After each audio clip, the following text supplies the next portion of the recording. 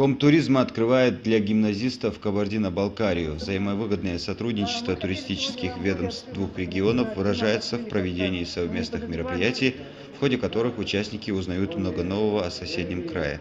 На первой из серии открытых уроков приглашены старшеклассники Назрановской гимназии. Я думаю, мы немного хотя бы успели что-то донести до школьников.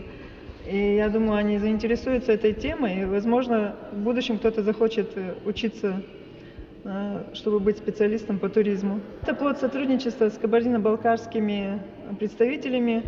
В частности, это такой известный человек в Ингушетии в определенных кругах, это Тенгиз Макаев, который является нашим партнером в туризме. Специалисты комитета по туризму знакомят гимназистов не только с природой и достопримечательностями соседнего региона по фотокартинам лучших мастеров Кабардино-Балкарии, но и, пользуясь возможностью, интересуются, насколько хорошо ребята знают историю родного края. Я вообще на самом деле не знала, что в Кабардино-Балкарии есть такие интересные места. Также проходила у нас викторина, на которой я выиграла вот эту книгу. Она очень интересная, наверное, история Ингушетии. С выставки гимназисты и старшеклассники перешли в концертный зал. Здесь им были представлены видеоролики о мероприятиях, организованных и проведенных комитетом по туризму.